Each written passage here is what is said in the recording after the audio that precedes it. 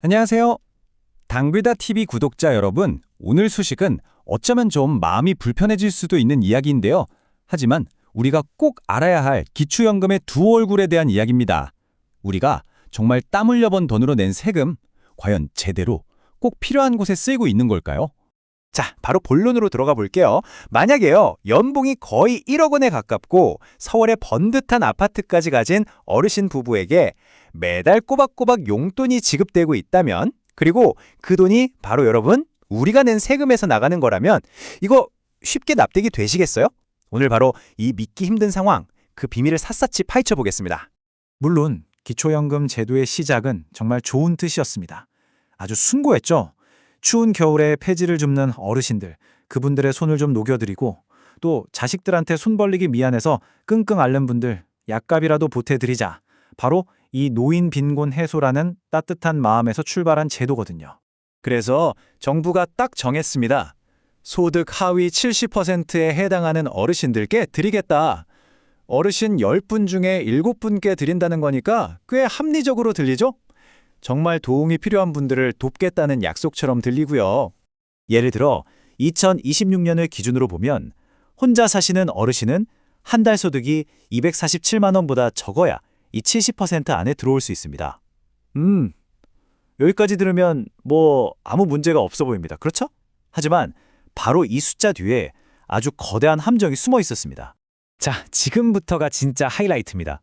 이 모든 문제의 핵심, 바로 소득 인정액이라는 아주 특별하고 좀 회개하기까지 한 기산법 때문인데요. 이게 얼마나 기적 같은 마법이냐면요. 한 달에 468만 원을 버는 사람을 순식간에 246만 원 버는 사람으로 만들어버립니다. 아니, 진행자님 잠깐만요. 상식적으로 좀 이해가 안 가는데요. 왜 그냥 통장에 찍히는 월급, 그 실제 소득을 기준으로 안 하는 거죠? 그게 제일 정확하고 간단하잖아요. 맞습니다. 바로 그겁니다. 우리 구독자님의 질문이 이 문제의 전곡을 찌르는 거죠. 지금부터 그 마법 같은 계산 과정이 어떻게 이루어지는지 함께 보시죠.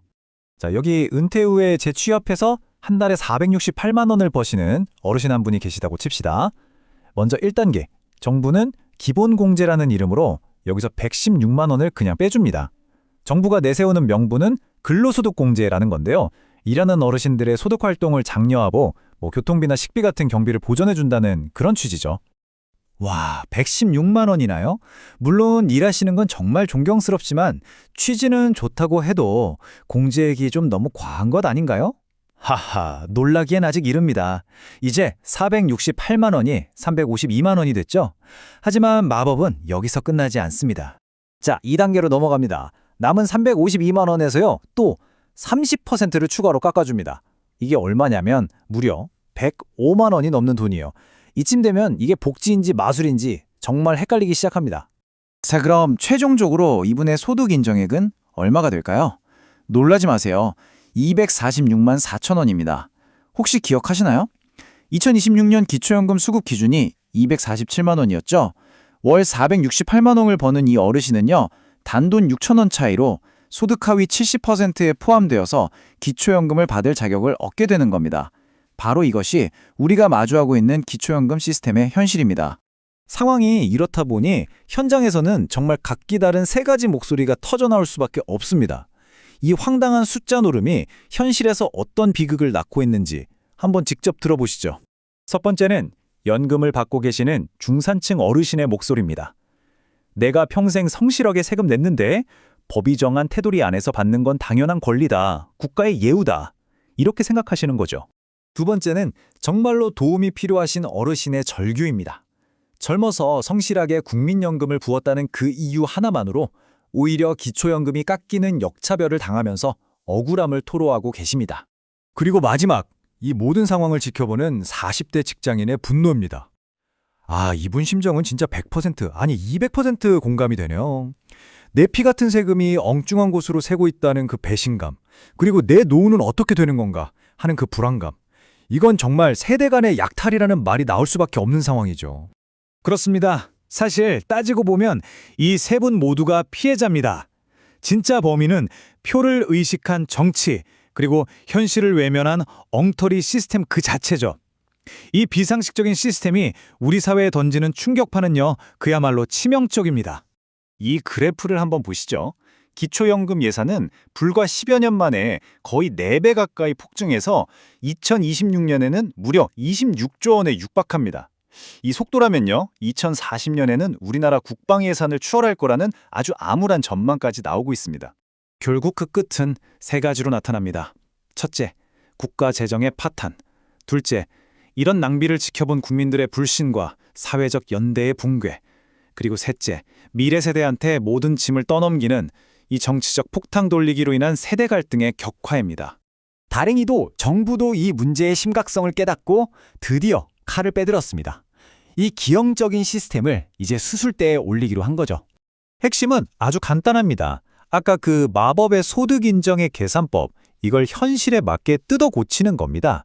과도한 공제를 확 줄여서 정말로 도움이 필요한 분들께 혜택이 집중되도록 하자는 거죠. 그런데요, 당장 연금이 깎이게 될 분들의 반발이 엄청날 텐데 정치적으로 이걸 해결하는 게 정말 쉽지는 않겠는데요? 맞습니다. 정말 어려운 일이죠. 하지만 더 이상 미룰 수는 없습니다. 이 슬라이드의 문구가 모든 걸 말해준다고 생각합니다. 골마 터지기 직전인 상처를 보고도 아프니까 그냥 둡시다 라고 말하는 건 의사가 아니라 사기꾼이죠. 기초연금 개편은 누군가의 것을 빼앗는 제로숨 게임이 아닙니다. 한정된 재원을 가장 절실한 곳에 먼저 써서 무너진 세대 간의 약속을 바로 세우는 과정입니다. 결국 이 모든 논의는 단 하나의 질문으로 돌아옵니다. 우리는 우리가 낸 세금이 어디에 쓰이기를 바라는가? 그 선택의 시간이 바로 지금 우리 앞에 와 있습니다. 여러분의 세금이 정말 도움이 필요한 할머니의 약값이 되기를 원하십니까?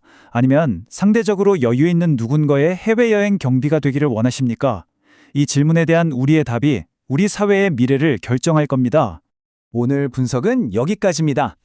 오늘 이야기가 우리 사회의 미래에 대해 다 함께 고민해보는 작은 계기가 되었기를 바랍니다. 당신의 귀에 다양한 소식과 지식을 쏙쏙 넣어드리는 당기다TV. 오늘 내용이 유익하셨다면 구독과 좋아요로 꼭 응원해 주십시오. 감사합니다.